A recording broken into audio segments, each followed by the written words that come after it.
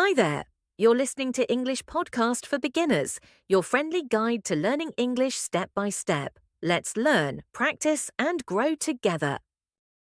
Welcome back to the Deep Dive. You gave us the sources, and today our mission is, well, that's a very practical one. It really is. We're tackling what might be the biggest psychological hurdle for anyone learning a language. That nagging feeling that you can't really make progress unless you have constant help.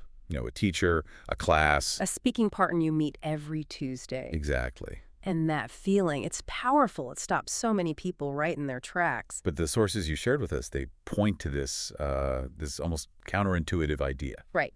The core insight is that not only can you make amazing progress on your own, but with the right habits, it might actually be the most efficient path forward. A shortcut, really. A shortcut. I like that. So this isn't about just, working harder. Not at all. We want to give you a clear, actionable roadmap. We're going to pull out the most effective methods that don't require expensive courses or those long, draining study sessions. All it takes is consistency and a clear direction. It's about becoming your own best coach. Okay, let's unpack that. Because being your own coach, that sounds lonely at first. It can feel that way. Right. You're practicing alone. You feel unsure about your pronunciation, your grammar. There's no one there giving you that immediate feedback. And that lack of external feedback, that's the perceived weakness. But the sources, they really flip that idea on its head. They highlight these huge, often overlooked strengths of studying by yourself. Okay, but let's be critical for a second. If I'm alone, what stops me from just practicing the same mistakes over and over again? That's a real fear. It is a real fear, but here's the reframe.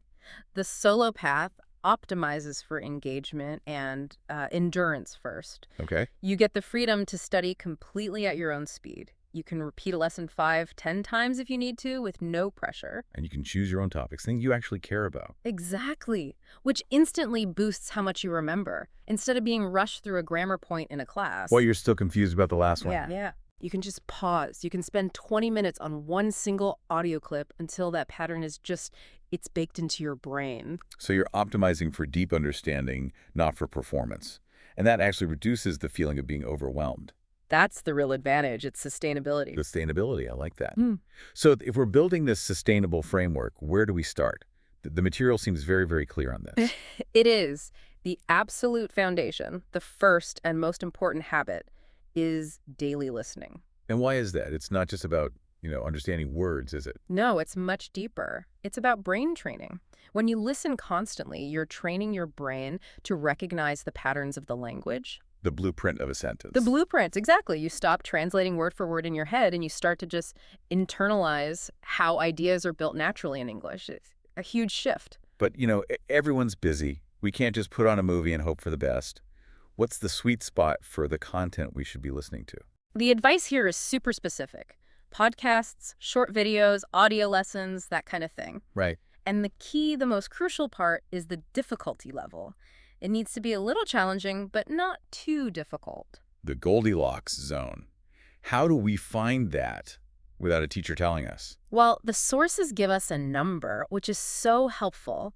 If you understand about 60 to 70% of what you're hearing, 60 to 70. that's perfect. It means you get the main idea, but there's still that 30 or 40% of new words or complex sentences to challenge you, to keep you growing without burning you out. So practically, if I'm listening and I only have to, say, pause or look up a word every few sentences, I'm probably in the right place. You are absolutely in the zone.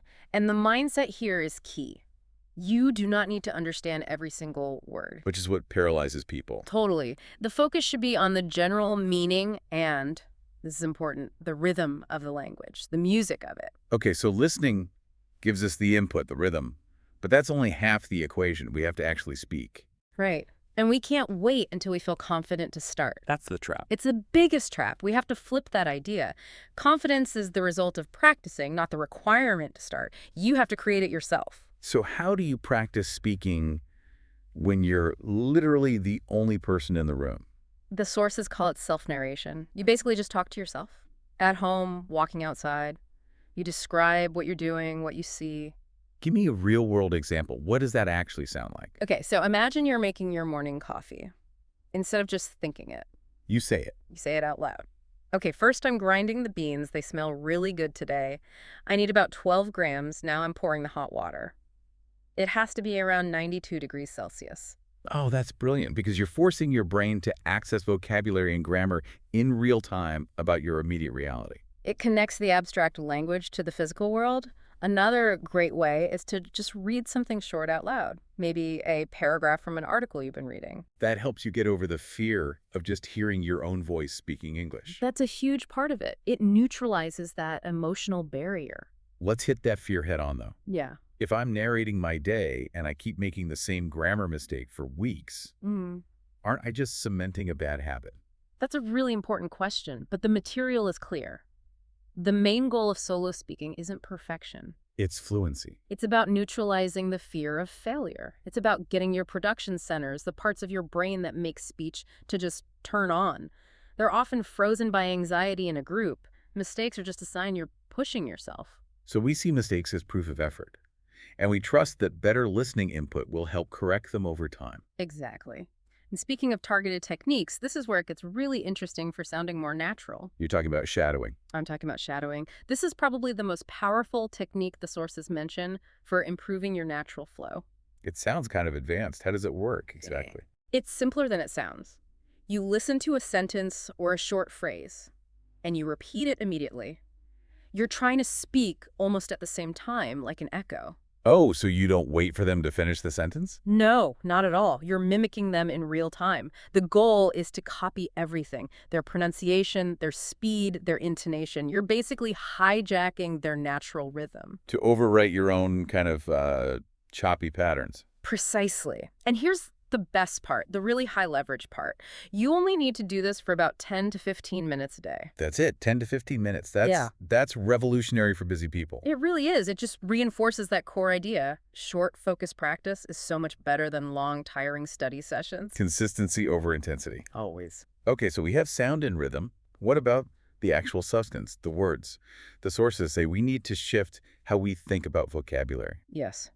A big warning sign goes up around the old method of just memorizing long lists of isolated words. That never works. It rarely works for active use because words aren't just definitions. They're tools that fit into a grammatical structure, so you have to learn them in context. Through sentences, stories? Wherever you find them naturally. So you don't just learn that exasperated means frustrated. You learn how people use it. Right. And here's the advanced step. When you learn a new word, don't just write down the definition, write down the whole sentence you found it in. So instead of just exasperated, you write, I was utterly exasperated by the traffic. You note the little words around it, the prepositions, the adverbs. That's what helps you use it correctly. That's so smart. It teaches the behavior of the word, not just its meaning. Yeah. And what's the immediate next step? You have to make it your own. Try to create your own sentence with that new word. Yeah. And this is critical. Say that sentence out loud. Ah, so you connect it to production, not just passive memory. Yes. It anchors the word in a way that just reading never can. Okay, so we're listening, we're shadowing for rhythm, we're narrating for fluency. But our brains can be leaky buckets. How do we make sure all this sticks? Review. It's the non-negotiable step for memory management. Review is literally how you tell your brain, hey, this information is important. Move it from short-term to long-term storage. What are some simple, high-efficiency ways to review on your own? You can review old notes, of course, but one of the best ways is to listen to the same audio episode again a week later. Oh, that's interesting. The second time, you'll be amazed at how much more you understand, and that feeling, that's you confirming your own progress. It's a huge internal win. And you need those wins when you don't have a teacher patting you on the back. Absolutely. Which brings us to maybe the most important part of all of this, the mindset. The sources are very direct. Be kind to yourself. The soft skill, that's actually the hardest skill. It really is. Learning a language takes time. And your motivation, it's not going to be a straight line. Some days you'll feel excited, other days you'll feel tired or bored.